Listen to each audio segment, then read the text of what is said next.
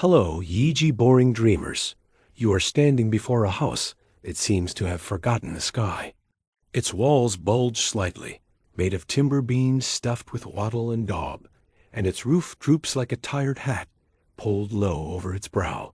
There are no windows, no cheerful squares of glass catching the morning sun, just a single wooden door, thick and iron-latched, breathing out a faint ribbon of smoke from the gap at its top. You hesitate because the doorway looks less like an entrance and more like a mouth. You probably won't survive this. Not because anything dramatic will happen, no dragons, no sword fights, but because you are modern, and modern people panic when they cannot see their own feet. So before you get comfortable, take a moment to like this video and subscribe, but only if you really enjoy what I'm doing here. And as you settle in, tell me your local time and where you're listening from. I always like to imagine this little community stretched across the globe, some of you under bright noon sun, others already wrapped in night. Now dim the lights, maybe turn on a fan for some soft background noise, and let's begin tonight's journey together. You push the door open. The darkness inside is not empty. It has weight. It folds around you, thick as wool. The only light comes from the center of the room, a low hearth where embers glow like sleepy eyes. Smoke drifts upward toward a small hole in the roof. That hole is the house's only conversation with the outside world. Important historical fact. In many early medieval peasant homes across northern Europe, glass windows were rare and expensive luxuries. Most rural houses simply did without. If there was any opening at all, it might be a shuttered slit or a smoke hole, but true glazed windows did not become common in ordinary homes until many centuries later. You blink and your eyes struggle. The walls are close. The ceiling beams are blackened with soot. Everything smells faintly of damp wood and ash, like a campfire that never quite ends. Your sneakers sorry. Your imagination's leather shoes scrape against a packed earth floor. It is cool and slightly uneven. Historians still debate whether the absence of windows was mostly about cost, climate, or security. Glass was expensive, yes, but in colder regions, fewer openings meant less wind slicing through. And in uncertain times, fewer openings meant fewer ways for strangers to enter. You realize this house is not just dark. It is defensive. The door shuts behind you with a thud. Immediately, the world shrinks. Outside, the sky may be pale blue or heavy with clouds. Inside, the day is always dusk. A woman, though you never see her clearly, moves near the hearth. You hear the soft clink of pottery, the shuffle of straw beneath boots. Sound becomes your guide. The darkness forces you to listen. You can almost map the room by echo alone. Here is a unique detail you might not expect. Soot from the hearth was sometimes deliberately allowed to coat the interior beams because it helped preserve the wood, acting as a kind of accidental preservative. So the blackness above you is not just grime. It is protection. Medieval home improvement sponsored by smoke. You take a cautious step forward. The air is warmer near the hearth, almost pleasant, but it carries a thickness that makes you want to clear your throat. There is no chimney, at least not the tall brick kind you're picturing. Chimneys became common in wealthier homes later in the Middle Ages. For now, smoke simply rises and hopes for the best. You glance upward, expecting your eyes to adjust like they do in a movie theater. They don't. The corners of the house remain stubbornly murky. Shapes hide their bundles of something. Maybe tools, maybe sacks of grain, or maybe just shadows playing tricks. You realize something unsettling. Time feels different in here. Without windows, you cannot measure the sun's progress. You cannot see the golden angle of morning or the blue wash of afternoon. The house is a cave pretending to be a home. You move closer to the hearth and finally make out more details. A wooden bench, a rough-hewn table, a clay pot suspended over embers. Above, herbs hang from beams, rosemary, perhaps, or sage drying in the smoky air. The smoke not only preserves wood, but also food. The entire ceiling doubles as a pantry. Another soft sound of cough from the far side of the room. You turn sharply, heart jumping. Congratulations. You have discovered the medieval version of jump scares. Unexpected relatives.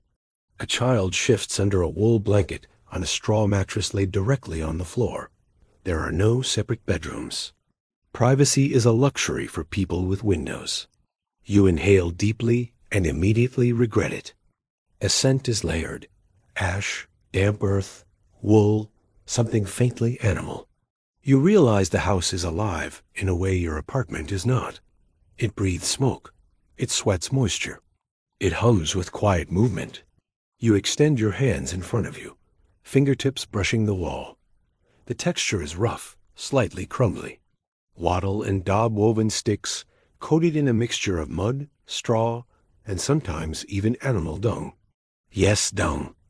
Medieval building materials were the original recycling program. You probably expected medieval life to feel dramatic bright tunics, shining swords, sunlight streaming through castle windows. Instead, you stand in a room that feels like late evening at 9 in the morning. The woman at the hearth adds a piece of wood.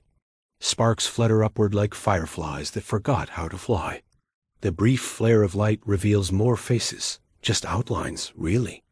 You catch the shape of a man repairing something with slow, patient movements. A wooden spoon, perhaps. In this house, daylight tasks must adapt to firelight's limitations. Your eyes finally begin to cooperate. Not perfectly, but enough. You can see how the central hearth organizes everything. It is not just for cooking. It is warmth, light, and gathering place. Without windows, the hearth is the sun. And that is the heart of this day you are about to live. Every activity, every conversation, every breath will orbit this small circle of flame.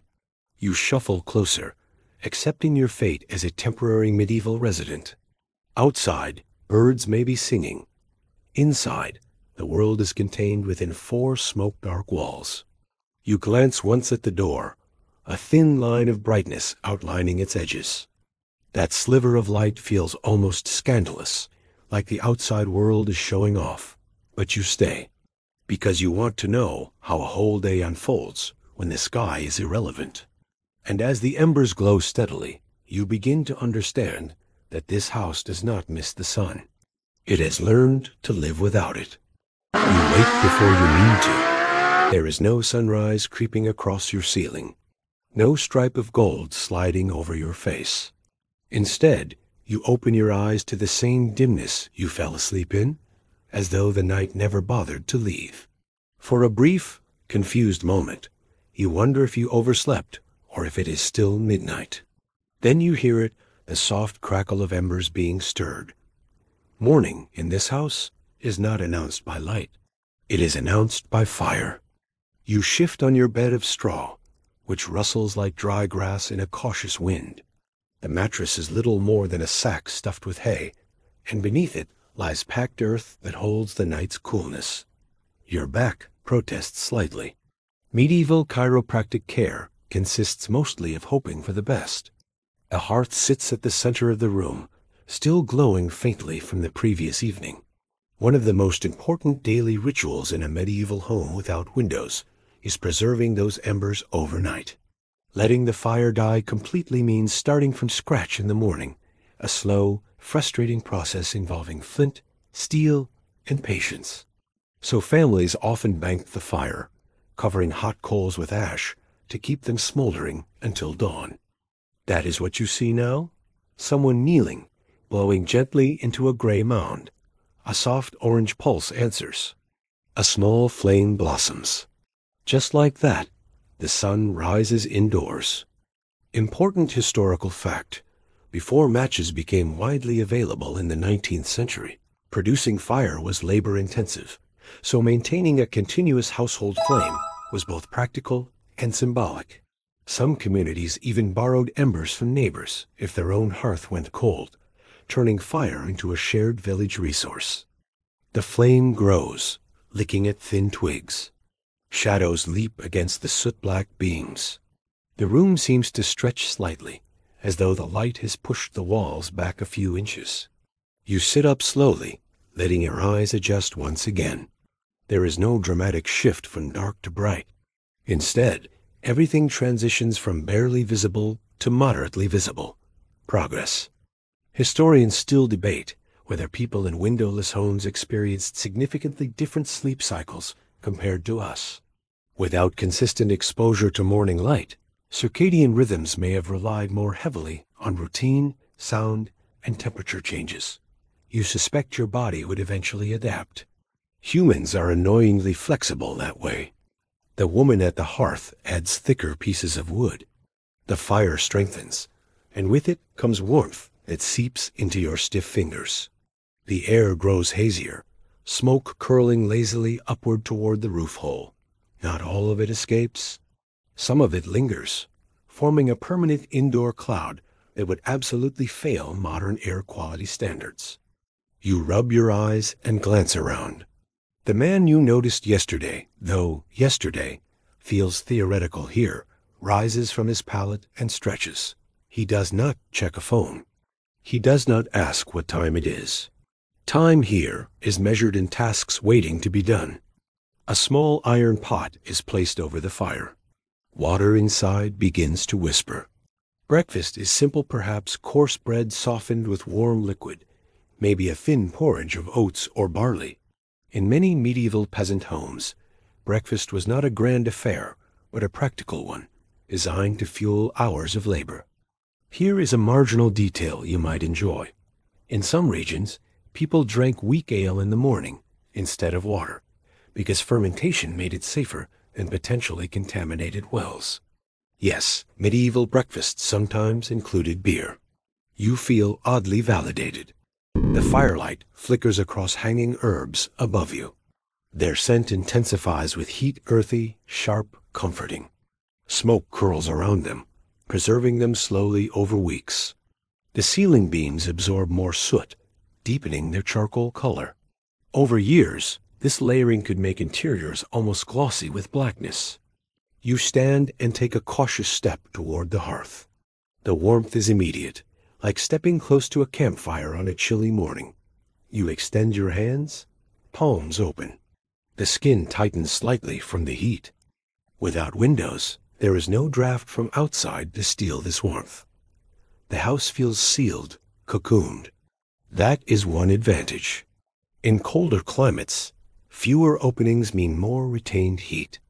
The trade-off, of course, is that you are also retaining smoke, smells, and yesterday's lingering everything. A child wakes nearby, blinking into the half-light. There is no groggy complaint about brightness. Instead, the child simply listens, orienting my sound. You notice how naturally everyone moves through this dimness. No one stumbles dramatically. No one bumps into furniture. They know the layout by memory, by muscle.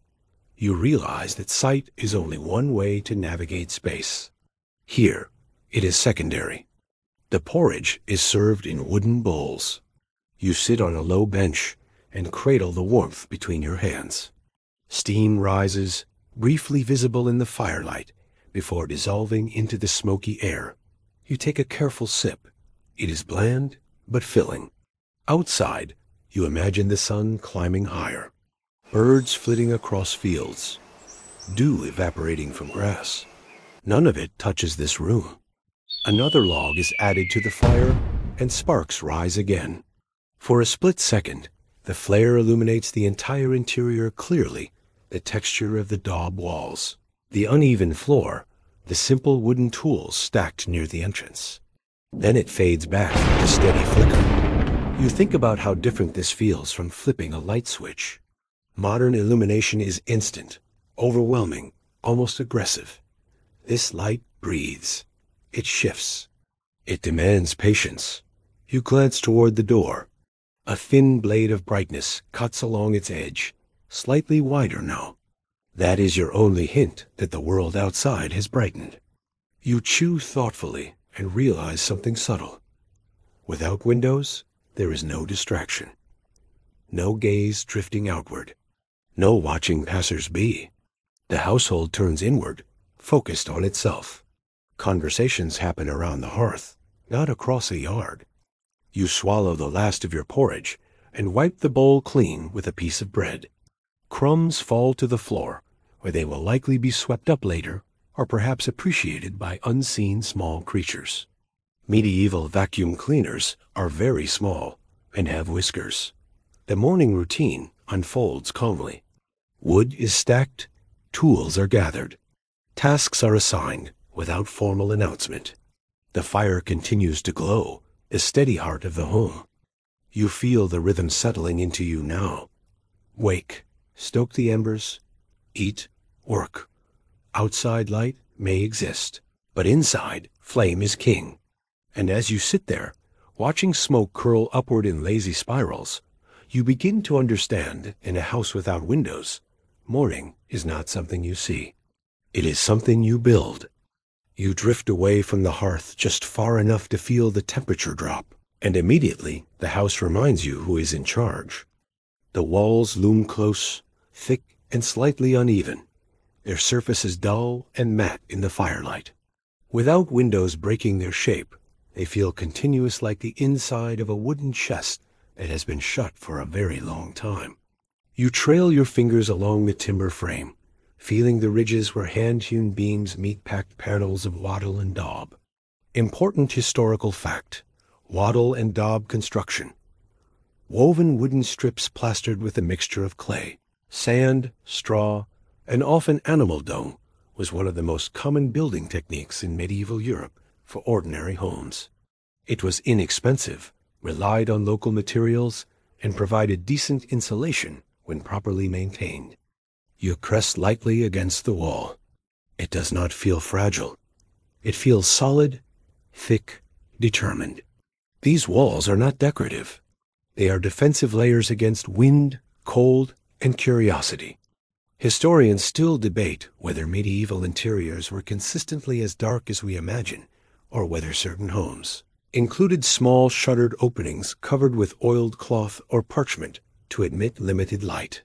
But in this house, there is no such compromise. The walls hold the night even during midday. You notice how the soot from years of fire has crept outward from the hearth center. The ceiling beams above you are almost glossy black, while the lower walls retain a muted brown-gray tone.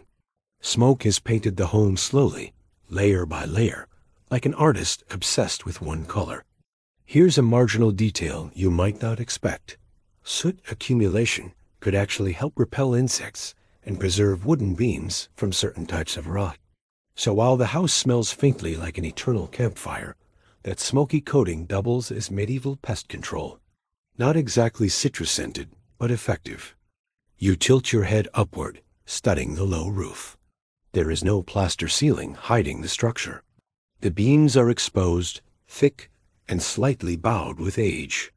Between them, thatch rests heavily above a layered blanket of straw or reeds that keeps out rain surprisingly well. From inside, you can occasionally see tiny pinpricks of light where the thatch thins, like a faint constellation overhead. Those tiny pricks are the closest thing you have to stars. You take a slow step toward one corner of the room, where light barely reaches. It is cooler there. The air feels stiller. Your eyes strain, but shapes remain suggestions rather than certainties. A wooden chest sits against the wall. Perhaps it holds clothing or precious tools or the household's few valuables. Without windows, there are no curtains to draw, no shutters to open. The walls never change expression. They are always closed. You think about how much modern homes depend on glass. Windows are eyes, letting us survey the world while remaining protected. They are escape routes for boredom. Here, there is no casual glance outside to check the weather. You must physically open the door to see the sky. And opening the door means letting in cold air or rain, or perhaps a curious chicken. So most of the time, the door stays shut. You brush your palm against a patch of wall that feels slightly smoother. The daub has been repaired there. Wattle and daub walls require regular maintenance. Cracks form as materials dry and shift. Families patch them with fresh mixtures, smoothing over gaps before wind or water could exploit them. You imagine the rhythm of seasonal upkeep, mixing mud with straw under open sky, pressing it into place, sealing the house once more. A ritual of renewal. The walls are not permanent. They are maintained through effort. Near the base of the wall, you spot faint discoloration. Dampness sometimes creeps upward from the ground, especially in rainy seasons. Without windows for airflow, moisture can linger stubbornly. The packed earth floor, though practical, absorbs and releases humidity like a sponge. You crouch slightly, feeling the temperature shift again. Cooler near the ground, warmer near the beams. The house has invisible layers, vertical gradients of heat and smoke. Another spark flares from the hearth behind you, briefly casting your shadow long and distorted across the wall. For a moment, your silhouette looks medieval, broad-shouldered, and cloaked, as though you belong here. Then the light settles, and you are simply a modern visitor squinting in dimness. You wonder how many generations have stood exactly where you stand now, touching these same beams. Timber frames often lasted decades, sometimes longer, if protected from excessive rot. The house you occupy could have sheltered grandparents, and their grandparents before them. Without windows, memory clings more easily. There are no bright frames to distract the eye. Everything here absorbs and holds. You lean back against the wall and feel its firmness supporting you. Outside, wind may be brushing against thatch. Rain might be tapping softly overhead. You cannot see it. You can only infer it from faint sounds filtering through layers of straw and wood. There is a kind of comfort in that. The world outside is distant, softened, but there is also confinement. You imagine living here year after year, day after day, rarely seeing sunlight except when stepping outdoors for work. Would your thoughts narrow? Or would your inner world expand to compensate? The man near the hearth adjusts a wooden peg in the wall, a simple hook for hanging tools. Storage is vertical here. With limited floor space and no window ledges, walls serve as both barrier and organizer. Tools, herbs, cloth bundles, everything finds its place along these dark surfaces. You run your fingers along a beam once more, feeling small grooves carved by hand. Each notch is a reminder that this home was not manufactured. It was assembled by people who knew wood intimately. You exhale slowly, letting the stillness settle over you. The walls do not open to the sky. They hold it out. And as you stand in their shadowed embrace, you realize that this house is less about what it lacks and more about what it preserves. Warmth, memory, and a small, stubborn pocket of human life against the elements. The night remains folded inside the timber, even as the day outside grows bright. You begin to notice the air, not just as something you breathe automatically, but as a presence thick, textured, almost visible. It hangs between you and the far wall like a faint veil. When the fire pops, a small ribbon of smoke spirals upward, hesitates beneath the rafters, then drifts sideways as if unsure which direction counts as freedom. You inhale carefully. There is warmth in it, and the sharp tongue of wood smoke, and something softer underneath damp straw, wool, perhaps a hint of yesterday's stew. The air is not fresh in the way you are used to. It has history. Important historical fact. Before the widespread adoption of chimneys in the later Middle Ages, many homes relied on a central hearth with smoke escaping through a simple roof vent or louver. This meant interiors were frequently smoky, especially in winter when doors remained closed. Chronic exposure to smoke likely contributed to respiratory issues among medieval populations. You clear your throat gently, trying not to look dramatic about it. The family around you does not seem bothered. Their lungs have grown up in this atmosphere. Yours, accustomed to filtered air and air conditioning, feels slightly offended. Historians still debate how severe indoor smoke exposure truly was in various regions. Archaeological studies of skeletal remains sometimes show signs of respiratory stress, but the exact impact varies depending on fuel type, house design, and climate. Some houses may have been less suffocating than we imagine. Others, you suspect, were basically slow-motion bonfires with furniture. You take a few steps away from the hearth, toward the edge of the room where smoke gathers more thickly. The air feels heavier here. Without windows to create cross breezes, ventilation depends almost entirely on the upward pull of warm air escaping through the roof opening. On still days, smoke lingers stubbornly, circling like a bored ghost. Here is a unique detail. In some medieval homes, a simple wooden hood or canopy was installed above the hearth to guide smoke upward more efficiently. It was an early, humble ancestor of the modern range hood, just without the satisfying hum or stainless steel shine. You glance up at the roof vent. It is small, practical, and entirely insufficient by your standards. A faint shaft of light filters through it, illuminating dust particles that float lazily in the smoky air. They drift like tiny planets suspended in a private galaxy. You wave your hand through the beam and watch the particles scatter. For a moment, you feel like you are inside a slow-motion snow globe. Another log is placed on the fire. Flames surge, and with them comes a new wave of smoke. It climbs, hesitates, then finds the vent. Some of it escapes. Some of it spreads along the rafters before thinning. You imagine winter here. The door sealed tight against icy winds. The fire burning constantly. Smoke building up in layers. Eyes watering. Clothes absorbing the scent until it becomes part of you. In fact, medieval garments often carried the smell of smoke permanently. Walking through a village must have felt like strolling through one continuous campfire. You shift your weight and notice something else. The air is warmer near the ceiling. Heat rises, pooling just beneath the beams. If you were particularly desperate for warmth, you might sleep slightly elevated, though most people simply accepted temperature variations as part of life. Without windows, there is no quick way to air out the house. No dramatic flinging open of panes. The only real option is opening the door, and that means sacrificing warmth and privacy. So the household balances comfort and ventilation carefully, adjusting the fire's intensity to control smoke output. You cough softly again.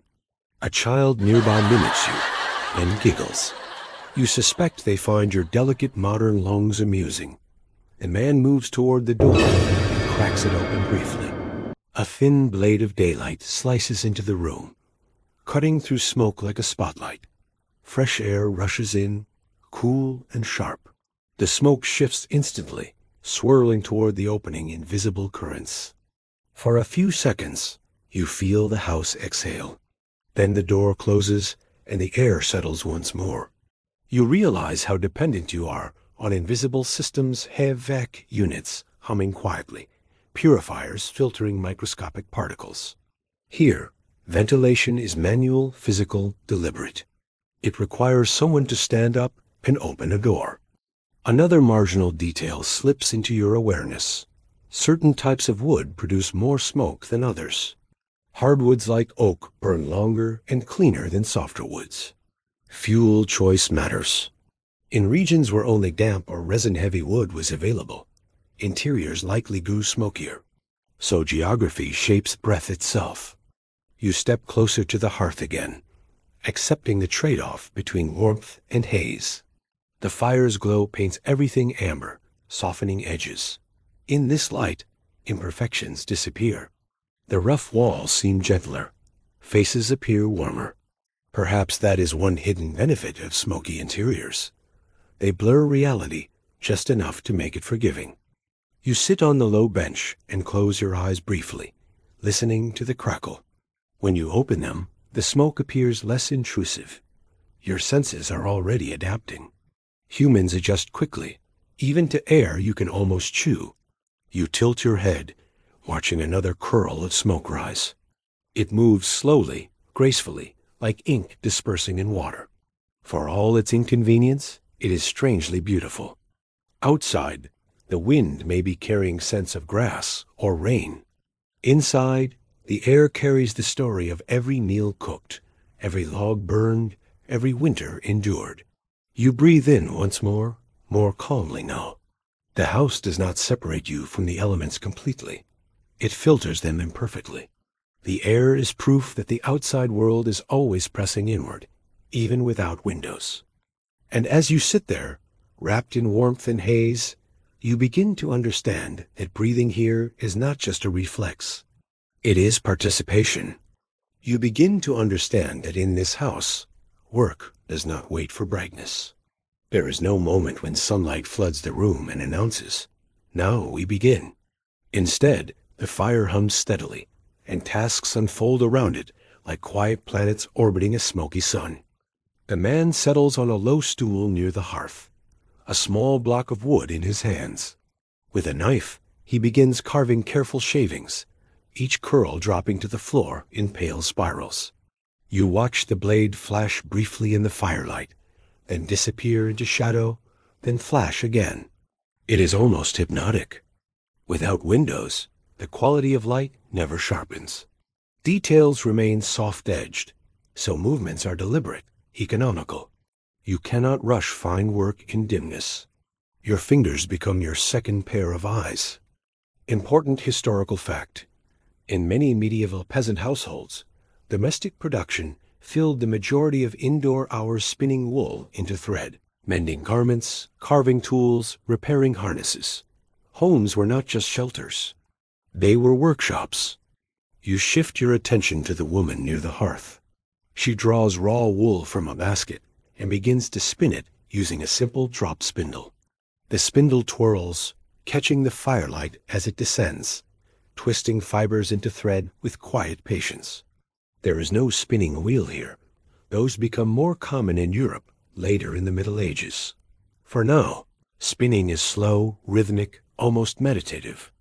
Historians still debate how many hours per day medieval women spent spinning, but some estimates suggest it consumed a significant portion of domestic time. Cloth production was labor-intensive, and every household needed thread constantly. You suddenly feel grateful for factory-made socks. You sit cross-legged near the wall, watching the spindle rotate. The dimness does not seem to hinder her. Her hands move from memory, from repetition. She does not need bright light to know when the thread is even. Here's a unique detail. Spinning in low light may actually have encouraged slower, steadier motion, reducing breakage in delicate fibers. In a strange way, the darkness enforces patience. A child gathers small sticks from a pile near the door, stacking them neatly beside the hearth. Another sorts through dried peas on a wooden tray, separating good from shriveled by touch as much as sight. The room hums with soft industry. You realize that without windows, there are fewer distractions. No one pauses to watch a cart roll by. No one stares at passing clouds. Attention folds inward, concentrating on tasks at hand. You pick up a scrap of fabric from a bench. It feels coarse compared to modern textiles, the weave uneven. You hold it closer to the firelight, trying to examine the stitching. The flicker makes shadows dance across the threads. Precision requires squinting. You imagine doing this for hours every day. Your eyes would adapt or complain loudly. There is a joke hiding here somewhere about medieval eye strain being the original blue light problem. Except instead of screens, it is embers. The man's carving takes shape, a simple wooden spoon. He scrapes the bowl smooth with careful strokes, then holds it up to inspect it in the shifting glow. For a second, the spoon's curved surface catches the light fully, glowing amber before fading back into brown. You notice how everyone positions themselves strategically around the hearth. Those who require more light sit closer. Bulkier tasks, like sorting or tying bundles, happen farther out. The room is arranged not by furniture, but by luminosity gradients. A marginal piece of information drifts into your awareness. In some medieval homes, reflective surfaces such as polished metal or even pale plaster were used to amplify available light slightly. A bright object placed near the fire could bounce a bit of glow outward. It is subtle, but in a windowless room, every flicker counts. You experiment by angling the spoon toward the flame. The reflection briefly illuminates your fingers. Primitive, but effective. Medieval lighting technology, version 1.0. The hours pass without obvious markers. No shifting shadows on walls. No brightening sky. Instead, the fire's intensity subtly waxes and wanes as wood is added. Time is measured in logs burned and tasks completed. You find yourself slowing down. There is no point rushing. The light will not improve. Your breathing aligns with the crackle of the hearth. The steady spin of the spindle becomes almost like a ticking clock. You imagine how different this feels from working under electric lights. Modern illumination flattens the day, making midnight and noon equally bright indoors. Here, light is precious and variable. It encourages mindfulness, whether you like it or not. A faint thud comes from outside, perhaps someone chopping wood. The sound filters through the thick walls, muted but distinct. For a moment, you long to peek outside to confirm what the weather looks like, but the door remains closed. Work continues. The child sorting peas hums softly. The tune drifts through smoke and settles into the beams above. The house feels self-contained, almost insulated from the broader world. You realize something subtle. Without windows, productivity depends entirely on interior resources. If the fire goes out, work slows. If wood runs low, light dims. The household's rhythm is tethered directly to fuel. You glance at the wood pile near the wall. Each log is potential daylight. The woman pauses spinning to flex her fingers, then resumes. The spindle drops again, twirling steadily. Thread lengthens inch by inch. It is slow progress, but tangible. You lean back against the soot-dark wall, watching these small, purposeful movements. Nothing here feels rushed or dramatic. It is repetitive, almost soothing. And as the fire continues to flicker at the center of this windowless world, you begin to understand that work here is not driven by clocks or sunlight. It is driven by necessity. And necessity, unlike the sun, never fails to rise. The smell hits you next. Not suddenly, but in layers, like a slow tide rolling over your senses. There's the smoke, of course, thick and persistent. But now there's something richer grains warming in a pot, the faint tang of fermented milk, the lingering scent of yesterday's stew cooling near the wall. You realize that meals in this house are more than nourishment. They are a symphony of aroma, guiding your awareness in the absence of light. You approach the hearth again, drawn by the combination of warmth and smell. Steam rises from a clay pot, twisting lazily upward, each wisp carrying the promise of sustenance. In a house without windows, the fire is also your clock for meals. When the embers burn long enough, it's porridge time. When sparks rise higher, it's bread softening in water time. The glow and heat signal rhythm as much as taste. Important historical fact. In many medieval homes, cooking was centralized over a single hearth. Meals were simple but practical: grains, legumes, occasional vegetables, or meat. Food preservation relied on smoke, salt, and cool storage pits. This centrality meant that everyone gathered in the same dim space for preparation, eating, and cleanup. You scoop a wooden spoon through the thick porridge, the surface reflecting the firelight like liquid amber. The texture is uneven, slightly grainy. You stir carefully, avoiding spilling onto the packed earth floor, which doubles as dining room, kitchen, and sometimes sleeping area. Without windows, messes are harder to hide, so cleaning is constant, subtle, and often shared. A marginal detail. In some regions, families used a shallow trench around the hearth floor to catch spills or ash. It was a primitive way of keeping the workspace functional in a single-room dwelling. You peer at the floor now and think you can feel such depressions underfoot. Historians still debate whether indoor cooking smoke made food taste different or better. Some suggest smoky air added subtle flavors to porridge and bread. Others insist the taste difference was negligible compared to the daily inconvenience of smoke inhalation. You take a careful bite and decide, in this moment, it tastes fine, if not remarkable.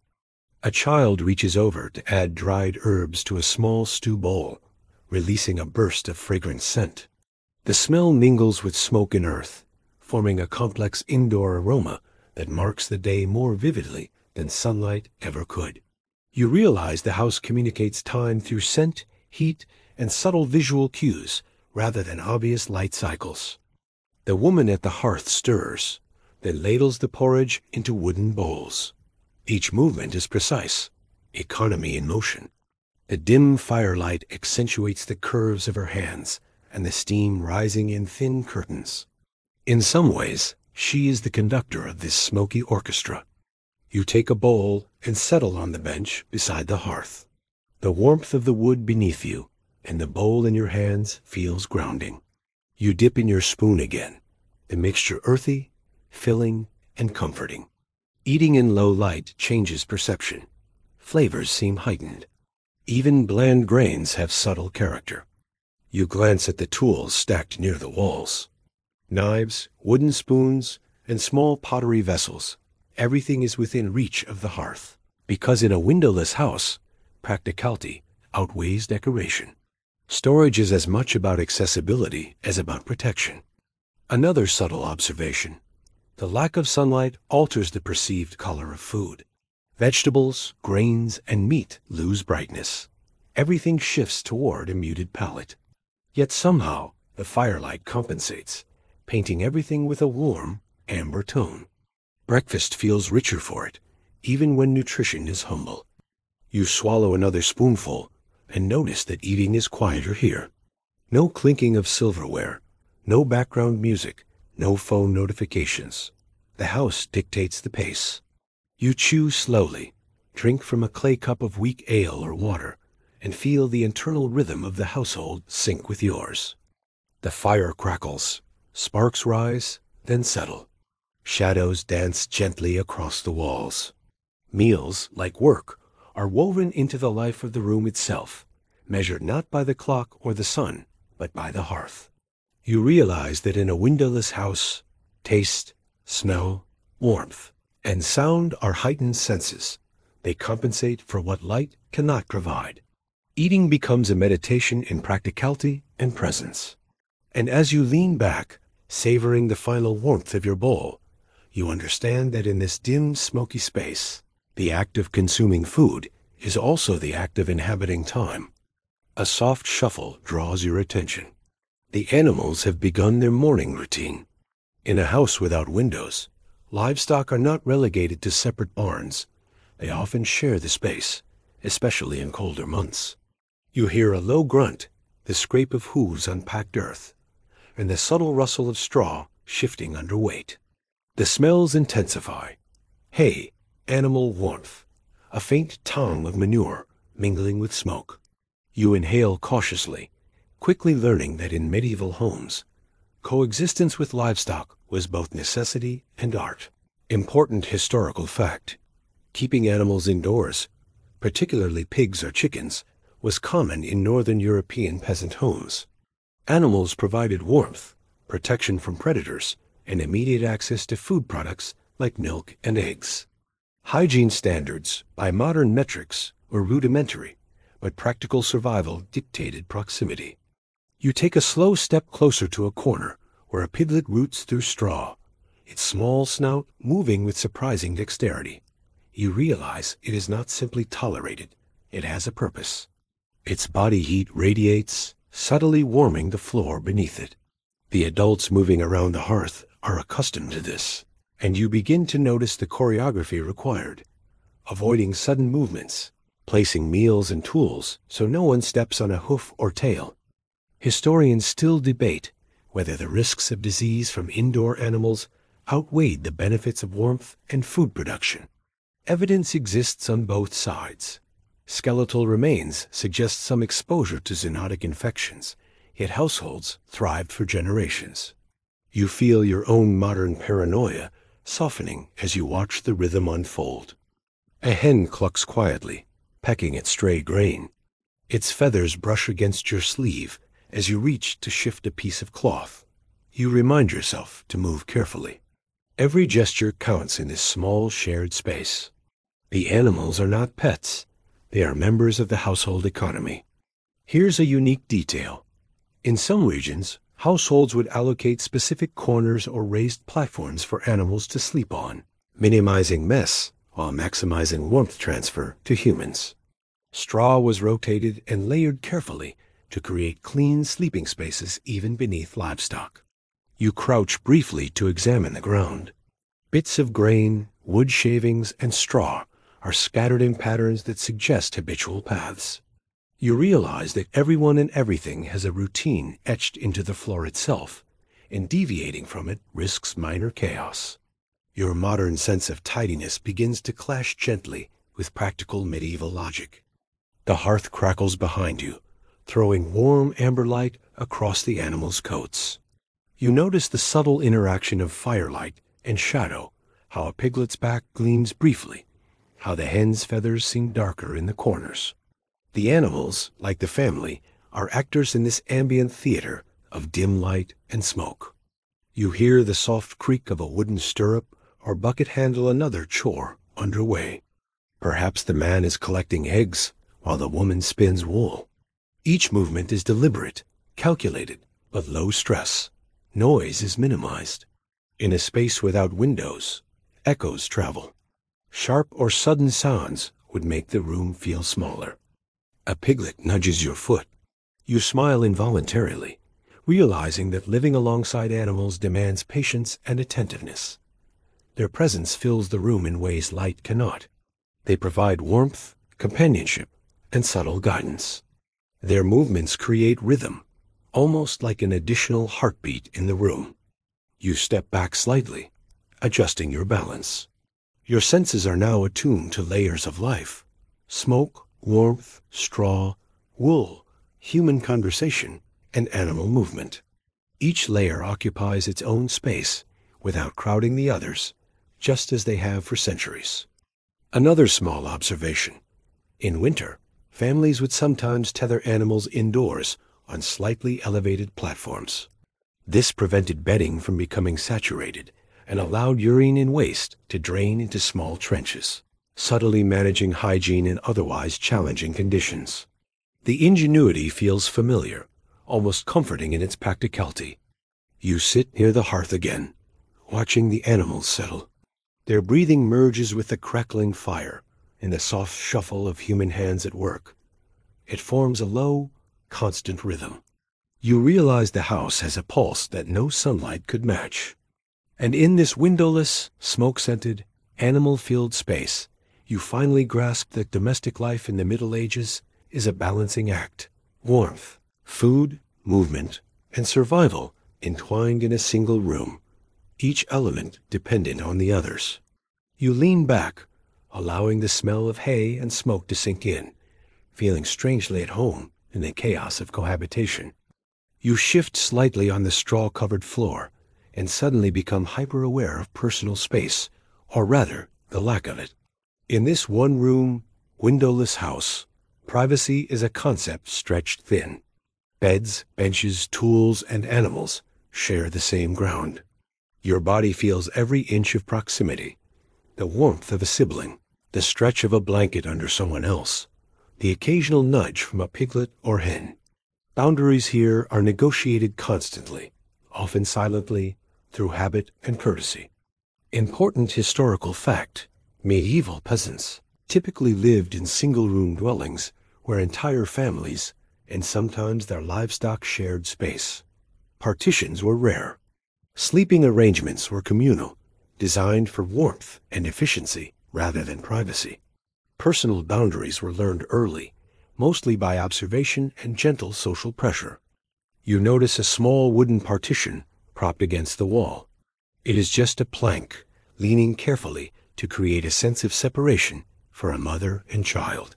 It does not block sound, light, or smell entirely, but it signals an attempt at privacy. The ingenuity is subtle yet functional. You imagine this is as close as some people got to retreating from others in daily life. Historians still debate how much social tension arose from such cramped living conditions. Some argue that communal living fostered cooperation and resilience. Others suggest it could lead to friction, especially when sleep, hygiene, and chores collided in the same space. From your perch, watching movements flow like choreography, you lean toward cooperation. A young boy stretches beneath a blanket, yawning. There is nowhere to escape the view or the smoke, so everyone simply adjusts. Sleepwear, in the modern sense, is non-existent. Woolen tunics, sometimes layered, are worn for warmth and convenience. Your own clothing feels comically out of place soft, fabrics designed to be washed often and protect against nothing but chill. You realize clothing in a windowless home serves dual purposes, warmth and modesty. Layers are shifted as the fire ebbs and flows, responding more to temperature gradients than fashion.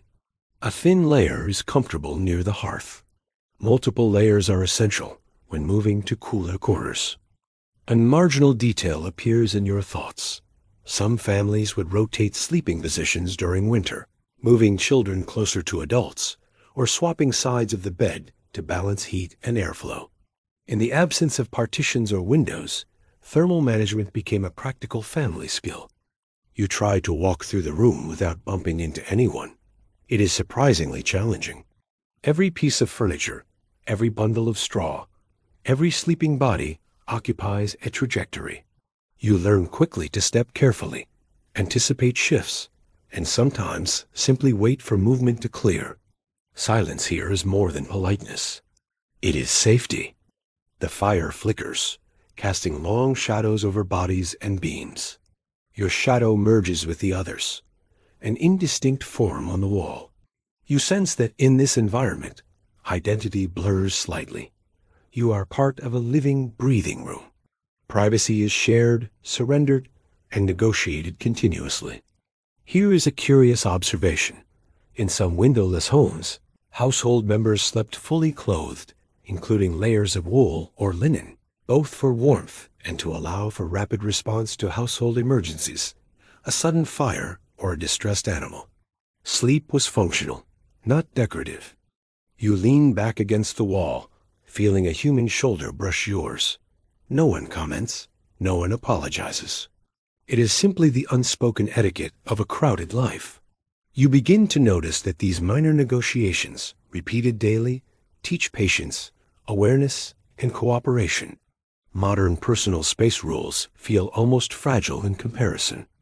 A mother stirs nearby, quietly lifting a child without disturbing others. Movements are precise and efficient, choreographed by experience rather than thought. You begin to appreciate the subtle rhythm governing shared life. Even as you settle, you notice that sound replaces sight here. Conversations are low, measured, eyes scanning for gestures rather than waving openly. The absence of windows sharpens attention to nuanced tone, breath, movement. Your modern reliance on vision feels indulgent now. And as you lie partially curled on the straw mattress, sharing warmth with others in the dim glow of embers, you realize something profound. Privacy is less a physical barrier and more a practice of sensitivity, awareness, and respect. In this windowless home, personal space exists, but only as much as you cultivate it. Step inside with me. Let's leave the sun behind and enter a world lit only by fire and memory. Take a deep breath. What do you smell? Not flowers, not clean linen. It's the rich, damp scent of the earth itself, mingling with the sharp tongue of wood smoke that hangs in the air, a constant haze that stings your eyes just a little. There's also a warmer, animal scent, the gentle, hay-like perfume of the family cow and the musky warmth of chickens rustling in their corner. This isn't just a house. It's a shared space, a microcosm of the farm itself, all under one roof. Now let's talk about what's under our feet. There's no wood, no stone, just the ground. It's packed earth, beaten down by generations of footsteps until it's as hard as rock in most places. but feel it. It's not perfectly level. There are dips and rises, a geography known only to the family who lives here. It's cool, even on a warm day, a constant connection to the land. Near the hearth, it's dry and almost dusty, warmed by the fire. But over in the corners, where the damp seeps in, it's softer, almost like clay. You might feel a stray piece of straw, or a fallen grain, a reminder of the harvest and the work that fills every day. The air is thick, and without windows, the darkness is profound. But your eyes begin to adjust. The world isn't black, but a tapestry of deep grays and shifting shadows. The only source of light is the central hearth.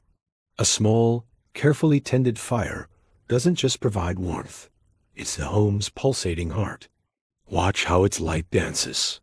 It catches the rough texture of the wattle and daub walls, revealing the interwoven sticks and mud packed by hand. It glints off a polished wooden spoon or the rim of a clay pot. The firelight makes the space feel alive, constantly moving, constantly changing. Every flicker is a moment of revelation in the gloom. How do you navigate a place like this? Not with your eyes, not at first. You navigate with your body. It's a kind of physical memory, a dance you learn without thinking. Your hand automatically reaches out to steady yourself on the central roof support, its surface worn smooth and dark by countless hands over the years. You know exactly how many steps it is from the door to the hearth. You can feel the change in the floor beneath your feet that tells you you're nearing the sleeping platform. You learn to listen. The gentle chewing of the cow, the soft clucking of the hens, the crackle of the fire, the sound of your own breathing, these are your landmarks.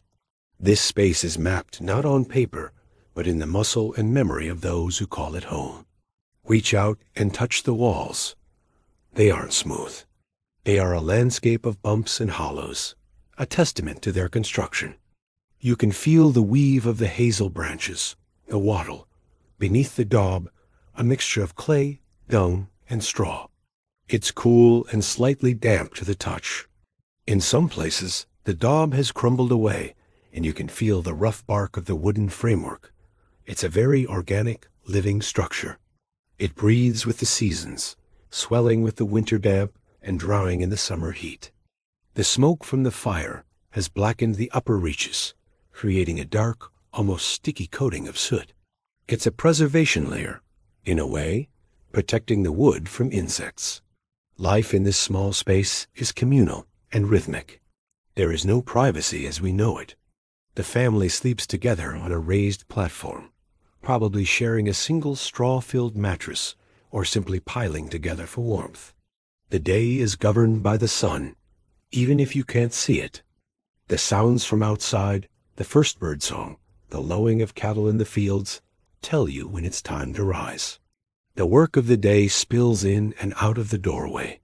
A woman might sit just inside the threshold, using the sliver of daylight to mend cloth or grind grain. The sounds and smells of cooking are ever present. The bubble of a simple pottage, a stew of grains and whatever vegetables are available, fills the air with a savory, earthy aroma. Let's think about the animals. They aren't just livestock. They are family members in a very real sense. In the coldest months, their body heat helps to warm the small home. Their presence is a constant, comforting rhythm. The soft shuffling of the cow in its stall, the occasional flutter of a chicken's wings. These sounds are the baseline of home. Their smell is part of the house's identity. This close cohabitation is a stark reminder of the value of these animals. They represent wealth, food, and survival. Losing one would be a devastating blow, not just financially, but emotionally. Now, imagine the night. The fire is banked low, a bed of glowing embers. The darkness is now almost absolute. The only light might be a sliver of moonlight finding its way through a crack in the door. The world shrinks to the sound of breathing, the slow, deep breaths of sleeping family members, the softer sighs of the animals. The house is a warm, living ark in a sea of cold, silent darkness. This is a time for rest, but also a time of vulnerability. Any strange sound from outside, the snap of a twig, the howl of a wolf, would bring everyone instantly awake. The walls, which felt so solid during the day, now seemed thin against the vast, unknown world outside. This is not a space of grand possessions. Everything here has a purpose. A clay pot for cooking, a wooden bowl for eating, a knife, a few simple tools. Each object would be known intimately. The chip on the rim of the bowl, the worn handle of the spoon, the particular heft of the axe. These objects are extensions of the self, tools for survival that are cared for and valued immensely. There are no decorations, no art for art's sake. The beauty here is in the function, in the texture, in the history, worn into every surface. The patterns are those of use. The dark stain on the wall where heads have rested, the smooth patch on the floor where children have played for generations. Let's return to the air. After spending this time inside, you've become accustomed to the smoke. It no longer stings your eyes. You've learned to breathe it, to live within it. This constant exposure had long-term health effects, of course, but for the people living here, it was simply a fact of life. It was the smell of warmth, of a cooked meal, of safety from the cold. The smoke was a constant companion, a guardian against the damp, and a preserver of the home itself. Stepping back outside into the fresh, clean air would be a shock to the system, a sudden, sharp reminder of the world you just left behind. A world defined not by what you can see, but by what you can feel, smell, and hear. A world mapped in memory and lived through the senses. Thanks for joining me on this journey. If you enjoyed this exploration, please like this video and subscribe for more dives into the past. Step into a world without windows, a medieval home where the only light seeps through the cracks in the walls and the ever-burning hearth. Imagine waking up not to the sun, but to the gentle glow of embers. Here, in the heart of the home, life unfolds in a dance of light and shadow. The air is thick with the scent of wood smoke, roasting herbs, and damp earth, a perfume of survival and tradition. This isn't just a house.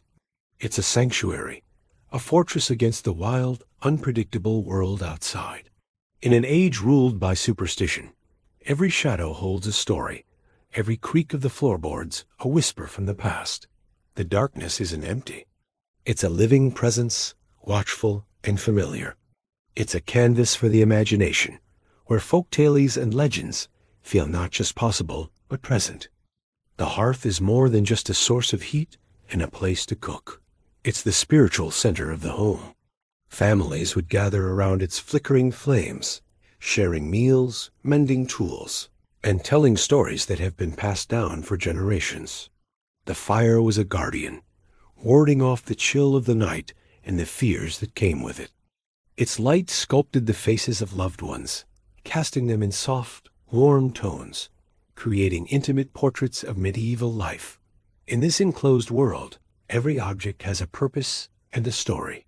A rough-hewn wooden bench, smoothed by years of use. A clay pot holding precious water. A hand-woven blanket offering comfort. These weren't just possessions. They were extensions of the people who lived here, imbued with the essence of their daily struggles and simple joys. The very air hums with a quiet history. Suddenly, the heavy wooden door creaks open. A brilliant, shocking sliver of daylight cuts through the gloom. For a fleeting moment, the room is revealed in stark detail. You see the rough texture of the wattle and daub walls, the intricate grain of the wooden beams overhead, and the countless dust motes dancing in the sunbeam like tiny, magical sprites. It's a breathtaking, almost sacred interruption, a reminder of the world outside. Then, just as quickly, the door swings shut, and the familiar, comforting darkness returns, swallowing the light whole. The room settles back into its shadowy embrace, the brief vision of the outside world already feeling like a dream. Look closer at the wooden beams and the doorframe. Carved into the aged wood are symbols intertwined knots, sun wheels, and mysterious geometric shapes. These weren't mere decorations. They were powerful charms, talismans etched with hope and fear, meant to protect the family from evil spirits, sickness, and misfortune. Each mark is a prayer, a silent testament to a belief system where the spiritual and physical worlds were deeply intertwined. Living here meant constantly negotiating with unseen forces, and these carvings were a vital part of that daily ritual. Life in a windowless house sharpened the other senses. Hearing became acute. The scurry of a mouse, the whistle of the wind through the thatch, the distant cry of a wolf. Touch was essential. The feel of a wooden spoon, the warmth of a sheepskin, the rough texture of bread. Smell guided and warned. The sweetness of baking, the sourness of spoiled milk, the earthy scent of rain on the roof.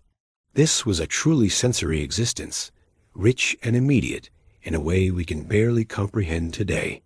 Children born into this world would have a different relationship with light and dark. Darkness wouldn't be a thing to fear, but a constant companion. Their games would be played in the firelight, their imaginations fueled by the shifting shapes on the walls. They learned to navigate their home by memory and touch, developing a deep, instinctual understanding of their environment. The outside world, seen only in brief glimpses, would be a place of wonder and mystery. This wasn't a life of deprivation, but one of adaptation and resilience. People created a self-contained universe within these four walls, a world rich with culture, belief, and community. The darkness wasn't a void. It was a space that allowed the inner world to flourish. It created room for introspection, for storytelling, for the human imagination to soar to incredible heights, populating the shadows with gods, monsters, and heroes. As we stand in this reconstructed memory of a medieval home, we reminded that our modern obsession with light and clarity is just one way of experiencing the world. For centuries, our ancestors lived in a more shadowed reality, one that fostered a different kind of perception, a different kind of creativity. This windowless house isn't dark and empty. It's full of stories, full of spirits, full of life. It's a powerful reminder that sometimes it's in the absence of light that we can truly begin to see. Thank you so much for joining me on this journey back in time. If you found this glimpse into the past as fascinating as I do, please consider liking this video and subscribing for more explorations into the hidden corners of history. See you next time. You notice the temperature shift first. The fire has been steady, but a subtle draft slips beneath the door. You can't see the wind, but you feel it on your ankles, a teasing reminder that the world outside exists, even if it is hidden. Without windows, there is no slow influx of morning warmth or evening chill. Everything is sudden, measured by the fire, the door, and the occasional gust. Important historical fact: medieval houses without windows relied heavily on thermal inertia. Thick wattle and daub walls, packed earth floors, and thatched roofs insulated interiors against seasonal extremes. Heat was stored and released gradually, and draft management was a daily concern. You move closer to the hearth, instinctively seeking comfort. The walls seem to exhale warmth back at you, but unevenly. Some corners are surprisingly cool. You realize that the absence of windows concentrates attention on subtle environmental cues. Temperature, sound, scent all become vital information. A woman adjusts a pot over the embers, lifting the lid carefully. Steam rises, carrying scents of root vegetables and herbs. You breathe in slowly, noticing how smell now marks time as much as light or clock ever could. The room seems alive in layers: smoke, warmth, food, and now the subtle current of air threading beneath the door. Historians still debate how medieval families managed airflow without windows. Some suggest they created small roof vents or gap-filled thatch.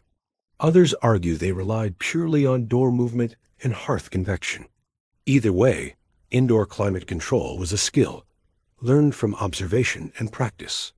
A marginal detail: in some regions, Households would place stones near the hearth or along walls to retain heat and radiate it slowly after the fire dwindled.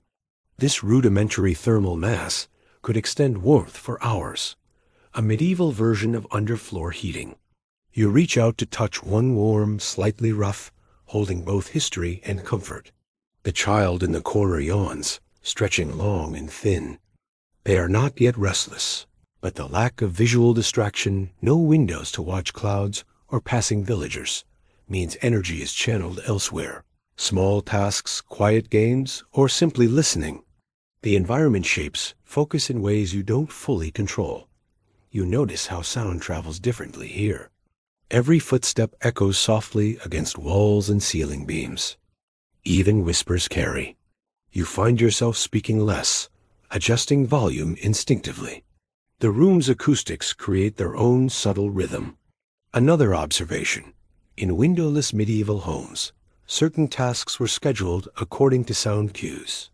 Grinding grain, chopping wood, or stirring pots were often timed to coincide with quieter moments, minimizing overlap and chaos in shared spaces. You begin to perceive these layers of domestic coordination everywhere around you. The fire flickers again, and shadows lengthen across the walls. A spoon falls gently to the floor metal meeting packed earth with a soft clang. A sound feels amplified, echoing more dramatically than it would in modern rooms. You glance around. Everyone continues their task without a pause. This is routine. Noise is a signal, but rarely a disruption. You lean back against a wall, sensing the rhythm of household life in a new way. Light is irrelevant. Windows are irrelevant. Life is measured by warmth, sound, scent, and subtle motion. The absence of visual markers heightens other senses, forcing you to adapt, to notice things you would have missed under sunlit conditions. A hen clucks softly. A pig snuffles. The child hums an improvised tune. The adults work steadily, their hands and eyes moving in practiced arcs. You begin to feel that the house itself is alive, its pulse dictated by fire, work, and breath. You take a slow breath, inhaling smoke, warmth, and the faint earthy aroma of straw. You realize that time in this house is not abstract. It is embodied.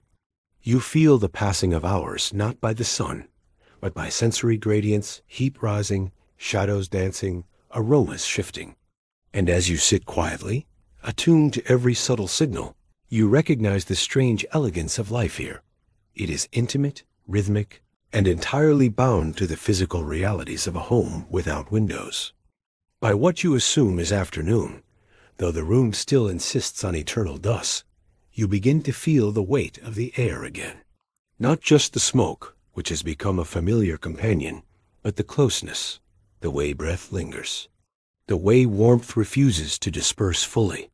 In a house without windows, air does not simply pass through. It accumulates. You watch as the woman wipes her hands on a cloth that has clearly lived a long and complicated life. Cleanliness here is practical, not ceremonial. There is no gleaming sink, no running water. Instead, a small bucket stands near the door, likely filled earlier from a nearby well or stream. Important historical fact. Access to clean water in medieval rural communities often required daily trips to wells or natural sources. Water was precious and typically reserved for drinking, cooking, and limited washing. Full-body bathing was infrequent for peasants, especially in colder seasons, though basic hygiene like hand rinsing did occur. You dip your fingers into the bucket. The water is cool, slightly metallic in scent. You splash your face gently. It feels refreshing, but immediately the dampness cools in the smoky air. There is no breeze to dry you. Historians still debate how hygienic medieval peasants truly were. Popular imagination paints them as universally filthy, but evidence suggests regular washing of hands and faces was common, especially before meals. However, in windowless homes with animals and smoke, maintaining fresh air and cleanliness was an ongoing challenge. You glance toward the corner where straw bedding rests. Straw absorbs moisture, odor, and the slow accumulation of daily life. It must be replaced periodically. In fact, the phrase, "don't let the bedbugs bite," likely has roots in realities like this: small insects thriving in organic bedding materials. A marginal detail drifts through your mind. Some households scattered sweet-smelling herbs like lavender or mint into bedding and along floors to mask odors and deter insects. You notice faint bundles hanging above, perhaps serving that purpose now. The scent is subtle, barely cutting through smoke, but present. A child coughs lightly, not dramatically, just a small, habitual sound. You feel a flicker of concern. Long-term exposure to indoor smoke likely affected respiratory health, particularly for women and children who spent more time near the hearth. Studies of skeletal remains show signs consistent with chronic lung irritation in some populations. You sit back against the wall and observe how the household manages cleanliness within limitation. Ash from the hearth is sometimes used as a scrubbing agent. It is mildly abrasive, an alkaline primitive soap. You watch as a pot is scoured with ash and rinsed sparingly. The door opens briefly again. A rush of cooler air sweeps in, stirring smoke into sudden motion. For a moment, the room feels lighter, fresher. Then the door closes and stillness returns. You realize how dependent health here is on subtle habits. How often the door is opened, how dry the firewood is, how frequently straw is changed. There are no invisible air filters humming quietly. There is only vigilance. You shift closer to the hearth, feeling warmth on your face and cooler air at your back.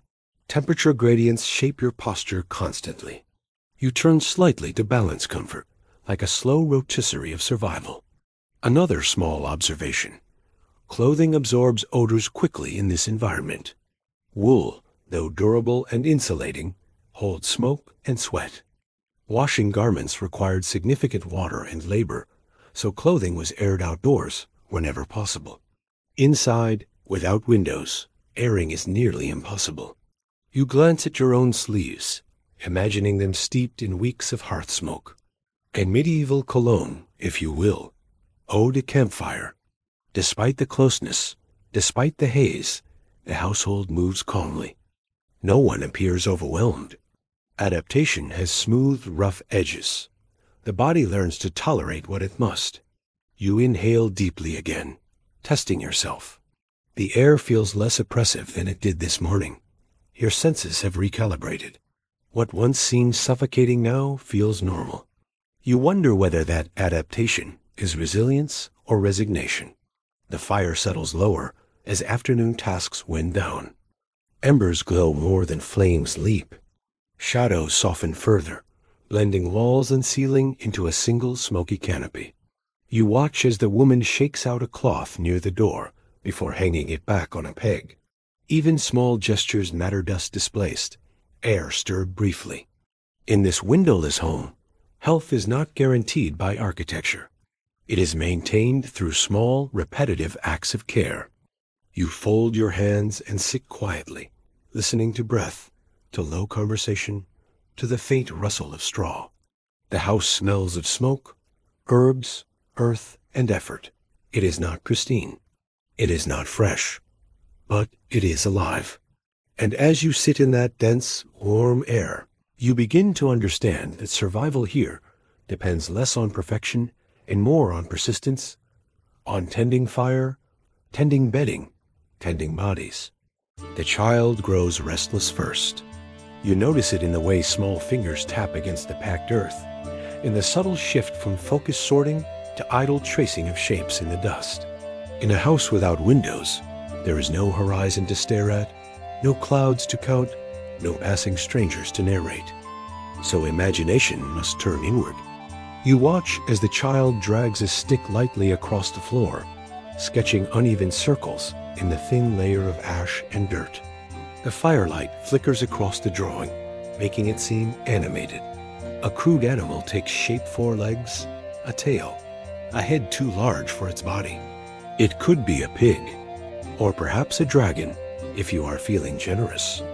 Important historical fact: Medieval children were often integrated into household labor from a young age, but they also played frequently using simple objects, natural materials, and their environment as tools for imagination. Toys, when they existed, were handmade and modest. The stick taps rhythmically. Another child joins, adding lines, transforming the animal into something stranger. You notice how the dim light adds drama to even the simplest game. Shadows stretch across their drawings, shifting shapes as the fire pops and flares. Historians still debate how much leisure time peasant children truly had. Some argue their days were dominated by chores. Others suggest seasonal rhythms allowed pockets of play, especially indoors during inclement weather. Watching these children now, you suspect both are true. Work and play blend seamlessly. A small pile of wooden scraps becomes building blocks. The man's leftover spoon shavings turn into imaginary food for a pretend feast. A hen wanders too close and becomes temporarily a mythical beast to be avoided. You nearly laugh out loud at the seriousness with which this imaginary peril is handled. You realize that in the absence of visual stimulation from outside, the interior world grows richer. A beam overhead becomes a castle wall. The darkest corner becomes a forest. The smoke drifting upward transforms into mountain mist. Here's a unique detail. In some medieval households, children were taught prayers or stories orally while sitting near the hearth in the evenings. Without written books widely available to peasants, memory and repetition became key tools of education. Storytelling thrived in dim interiors. One of the adults begins recounting something softly, perhaps a tale of a local saint, perhaps a story passed down from grandparents. The words roll gently through the smoky air. The children listen, eyes reflecting firelight like tiny mirrors. You feel the power of spoken narrative here. Without windows to distract, without bright light to flatten attention, the voice becomes central. Every inflection matters. Every pause lingers. You sit back against the wall and let the rhythm of the story settle over you. The house grows quieter. Even the animals seem to pause, as if they too are part of the audience. A marginal observation slips into your thoughts. Archaeologists have found simple, carved toys wooden horses, miniature carts in some medieval sites. Evidence that even in the most modest homes, imagination was given space to exist. The fire shifts again, throwing sudden brightness across the room. For a moment, the children's faces are fully illuminated, wide-eyed, intent, alive. Then the light softens once more. You think about how modern childhood often unfolds in front of glowing screens, saturated with color and sound. Here, the only screen is smoke and shadow. The only special effects are sparks and flickers. And yet, it feels enough. The child resumes drawing, this time tracing a rough circle around the earlier animal. A boundary, a pen perhaps, or a magical barrier. You are tempted to ask, but you remain silent. In this house, observation is a privilege. You notice how naturally children adapt to low light. Their eyes squint less than yours. Their movements are fluid, confident.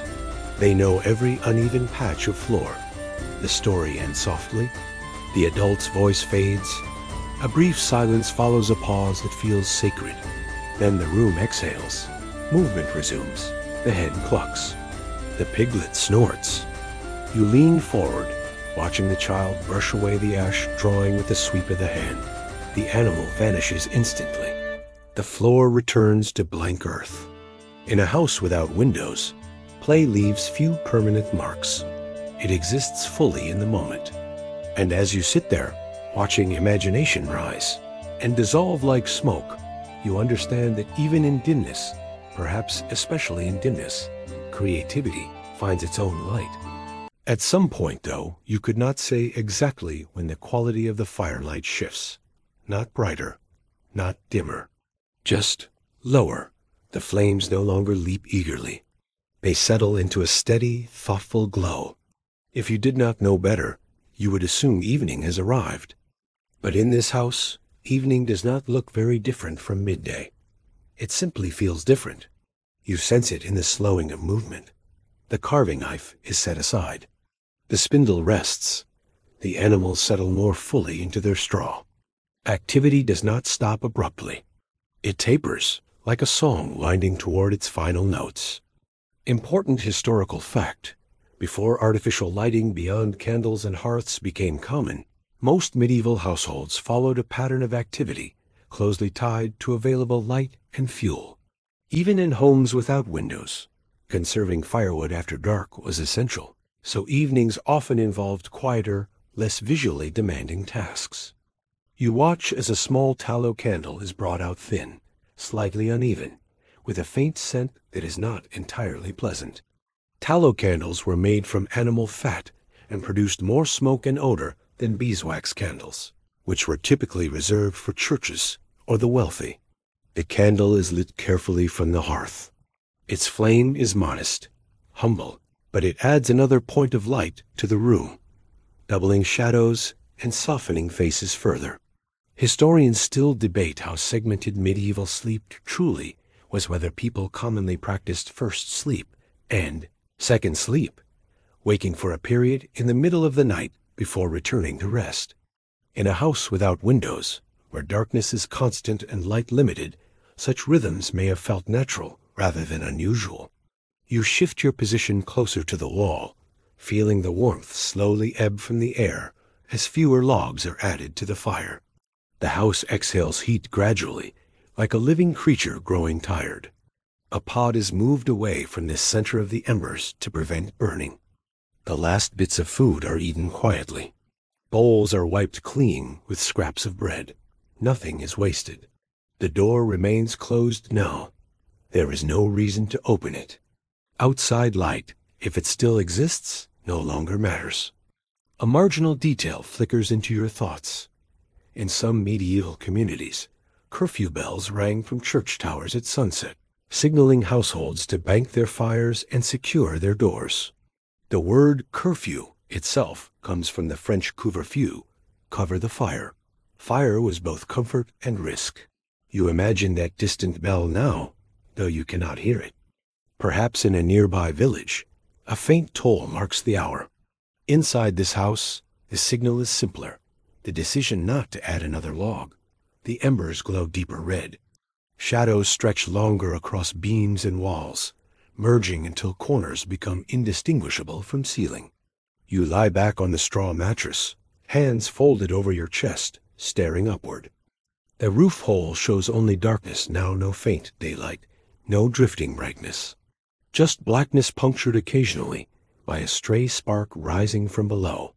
Without windows, night does not fall dramatically. It seeps. A child whispers something beside you. A soft giggle follows, quickly hushed. The adults murmur briefly low, soothing tones. Then silence returns. You realize how much quieter your mind feels here. Without visible sky, without artificial light, your thoughts slow naturally. There is no glowing screen urging one more scroll. No city lights bleeding through curtains.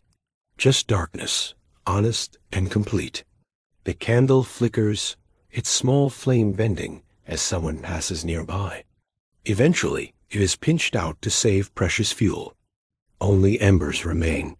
You turn slightly, adjusting your position to capture the last of the warmth radiating from the hearth. The air cools steadily, though the thick walls hold on to heat stubbornly. You think about how different this feels from modern evenings, when lights blaze long past sunset, when night is something we push away rather than accept. Here, night is inevitable, and so it is welcomed. The animals shift once more, settling fully. A low sigh escapes someone near you. The house grows still. In a windowless home, the boundary between day and night is subtle but absolute. The fire lowers, voices fade, movement stops. You close your eyes, and for the first time since entering this house, darkness feels complete, not heavy, not oppressive, just whole. At some quiet hour of the night, though you cannot measure it by moonlight or stars, you wake, not fully. just enough to notice the silence. The embers at the center of the room glow faintly, like the last breath of a dragon who has decided not to bother anyone tonight. The house is cooler now. The warmth has retreated into the thick walls, and the bodies lying close together on straw. You listen. Breathing surrounds you. Slow, layered, steady. A pig shifts softly in its corner. A hen rustles feathers and settles again. Somewhere above, the thatch creaks as the night wind tests its patience. Without windows, you cannot see the outside world, even if you try. There is no pale moonlight tracing lines across the floor. No silver glow slipping through curtains. The darkness is uninterrupted, almost velvety. Important historical fact. In many medieval homes, people often woke briefly during the night. This period, sometimes referred to by historians as part of a segmented sleep pattern, could involve quiet prayer, reflection, or simply lying awake before returning to rest. You shift slightly on the straw mattress, careful not to disturb the shoulder pressed lightly against yours. Communal sleeping means every movement is a negotiation. You adjust your arm, tuck your hand beneath your cheek, and let your breathing match the rhythm around you. Historians still debate how widespread segmented sleep truly was. Some argue it was common across Europe. Others suggest it varied by region and season. But in this house, in this deep, unbroken darkness, waking briefly feels natural rather than disruptive. You open your eyes. There is almost nothing to see. The faintest ember glow reveals outlines, only the curve of a beam, the silhouette of a hanging bundle of herbs, the suggestion of the door standing silent against the wall. The world has shrunk to suggestion. And yet, you do not feel afraid. Earlier, the darkness held mystery. Now it holds familiarity. You think back over the day, though it barely looked like a day at all. You woke to fire, not sunlight. You worked in steady dusk. You ate in amber glow. You listened more than you looked. You adapted. A marginal detail drifts into your thoughts. In some medieval communities, embers were deliberately spread slightly at night to reduce the risk of accidental flare-ups while still preserving enough heat to rekindle in the morning. Fire was life, but also danger. Managing it during sleep was a skill passed down quietly. You glance toward the hearth. The embers are small but present, banked carefully under a thin layer of ash. Tomorrow, if that word even means anything here, they will be coaxed back into flame. You inhale deeply. The air is cooler now, less thick with smoke. Without active flames, the house feels gentler, almost tender. The scent of straw and wool is stronger than the scent of ash. You notice how complete the enclosure feels. No distant streetlights, no hum of traffic, no glow leaking in from anywhere. The house is a sealed pocket of existence, holding its people safely inside thick, dark walls. You think about stepping outside, about opening the door and seeing stars scattered across the sky. But you don't. The idea feels intrusive. This moment belongs to the interior. In a house without windows, you are not spectators of the night. You are participants in it. You roll slightly onto your side. Someone murmurs in sleep. A hand shifts closer to yours, unconsciously seeking warmth. The piglet exhales a long, sleepy sigh. The darkness feels less like absence now, and more like presence, a shared blanket draped over everyone equally. You realize something quietly profound. Comfort here does not come from brightness, or spaciousness, or privacy. It comes from proximity, from shared breath, from embers tended carefully. You close your eyes again, and let the faint glow behind your eyelids fade. Tomorrow, the fire will rise again. The same dim light will paint the same walls. Work will resume. Meals will simmer. Children will draw in ash and erase it with a sweep of the hand. The house will remain without windows. And yet, it will never truly be without light, because the light here is not borrowed from the sky. It is made. You let that thought settle as sleep returns slow and steady. The embers pulse once more. Then even that fades into gentle, patient dark. Now, as the story softens and the fire within your imagination dims, you step back from this small medieval house and stand once more at its door. You have lived a full day inside walls that never once opened to the sky. You have learned to wake by embers rather than sunlight, to measure time in tasks instead of shadows, to listen where you once relied on sight. The darkness that first felt heavy now feels intimate. The smoke that seemed suffocating now carries memory. The closeness that startled you now feels like quiet solidarity. Within those thick wattle and daub walls, life unfolded not in grand gestures, but in steady rhythms. Hands carving wood, wool twisting into thread, children tracing dragons in ash, animals breathing warmth into the straw. Without windows, the house did not lack the world. It filtered it. Wind announced itself in creaks. Daylight sliced in briefly at the door. Night arrived not with spectacle, but with stillness. The hearth stood in for the sun, and careful tending replaced convenience. Every flicker of flame mattered. Every log was potential daylight, and perhaps that is the gentlest lesson of all. Comfort is not always brightness. Sometimes it is shared warmth in a dim room, the slow breathing of those beside you, the knowledge that even in thick darkness, a small ember can be coaxed back to life. So rest now in that ember glow. Let your thoughts bank softly under ash. Imagine thick walls holding the chill at bay, straw rustling faintly beneath you, smoke drifting upward into a quiet roof vent. The house is still, the fire is safe, and you are warm.